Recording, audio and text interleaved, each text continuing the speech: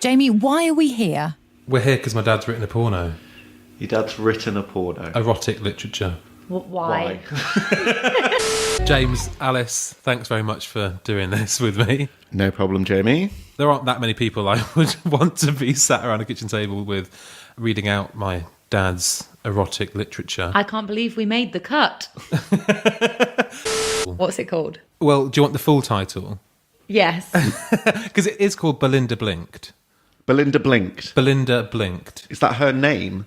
Belinda's her name. Hot. Yeah, it's a sexy name, isn't it? I don't know whether he's confused winking and blinking, because blinking isn't the most sexy. No, that makes me think like ophthalmic issue.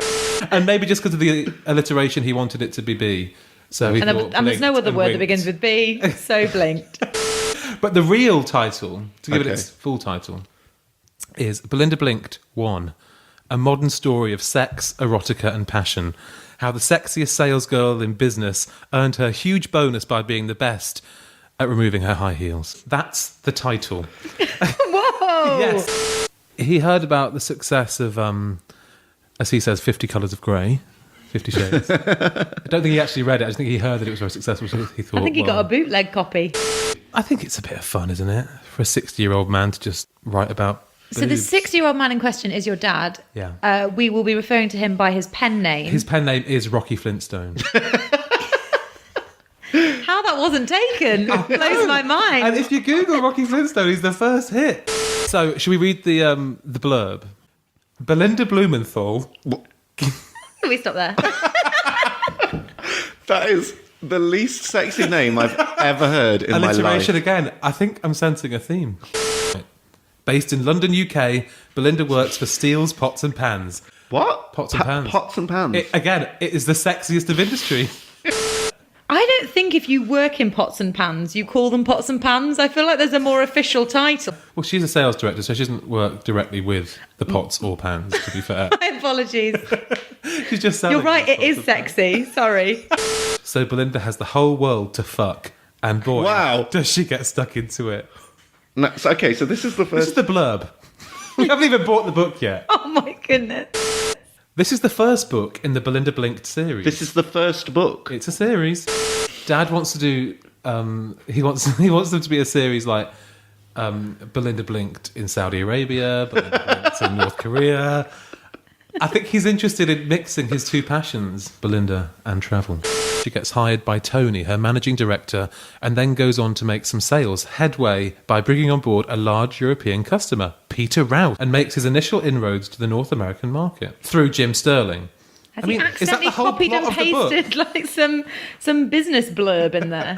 When he was telling me about how he was going to market Belinda Blinked 1 on any sort of internet search, the keywords are lesbian, erotica, and business and leadership.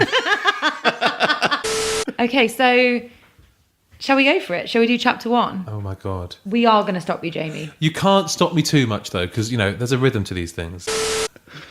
Okay, are we ready? I don't know if we are. Take a swig of beer, Alice, before we start. Okay, so, Belinda Blinked. Chapter 1, the job interview. Belinda Blinked. Sorry. It wasn't a dream. The job interviewer had just asked her to remove her jacket and silk blouse. What a great dream that would be. Slowly, with the hint of a tease, Belinda removed the two garments. Her black brassiere was doing overtime to contain her full breasts. I love the use of brassiere because bra, not as sexy as brassiere. I mean, to me, so far, nothing's been sexy, but... What are you talking about? She blinked right at the beginning. The MD got up and took her blouse and jacket. He hung them onto one of two elegant wooden coat racks in the corner and sat back down. The interviewer resumed his questioning of her CV, and after about 5 minutes, asked her to remove her knee-length skirt. Belinda stood up, removed the offending garment, and passed it with some surprise to the MD. Surprise! She's removed everything else. Underneath, she was wearing a skimpy black thong and sexy black stockings, which she didn't apologise for. The number of times I've felt the need to apologise and I just haven't about my skimpy underwear. After all, she was an upmarket woman. I mean, we've established this. I'm sorry, I'm crying. She sat down again and crossed her long legs. She knew they looked good, but she really felt she wanted to keep her private pussy area hidden. I'm sorry, what? Belinda leaned back on the white leather seat and started to gently sweat. Erotic. Oh. Nothing sexier than a sweaty lady. He gently pulled her stockings down to her ankles. He removed her bright red high heels and stuffed the stockings inside them. God. They were placed under the coat rack by the interviewer. Belinda was now feeling exposed. Because her socks have gone. The MD then surprised her by saying they wanted to offer her the job as a sales director. Oh, that surprised me. She's just like constantly surprised. Belinda was surprised. She nodded her head. Didn't even say yes, just nods her head. Why'd she say passive? Just say great, dream job, brilliant. Has she said a word? Or, she's not said a single word. With her agreement given, the MD walked behind her and unhooked the tight black bra in a rapid movement. Whoa. Her agreement was given to the job. Yeah, she hasn't asked about the bra. I don't remember him mentioning the bra. The MD sat down and appraised her, whilst the interviewer calmly asked her to stand up and remove her thong. Sorry, where have two people turned up from? I always thought there was just one. Yeah, we have a brand new character. An MD who's and apparently an been there the whole interviewer, time. and they're separate. They are, yes. Oh my God, is this where it gets sexy? Her shaven pussy was revealed with Oh, sorry. Good morning. just spread your legs wide so we can get a good look at your internal attributes. Internal. Her vaginal lids popped open and her labial Sorry, thickness ding was dong. there. Yeah, Stop. let's stop there. I mean, I'm no expert on the vagina. Alice, maybe you can enlighten us. Does a vagina have lids? I have never thought of it as a Tupperware box. The vaginal lids popped open. Hang on, let's wait. just let that percolate for a while. It gets worse. Her vaginal lids popped open and her labial pinkness was there for them to assess. Wow. What? So much to talk about. So not sexy. Became moist and a runnel of liquid trickled down her left lower thigh. I mean, Her left lower thigh. That's me.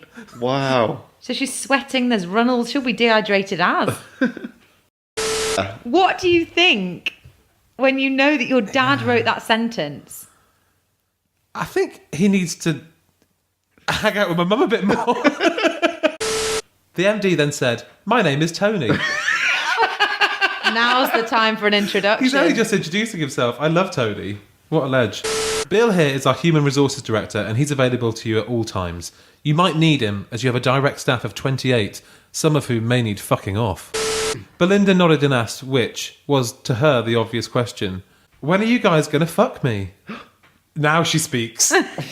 She's been nodding and that's her first thing that she does.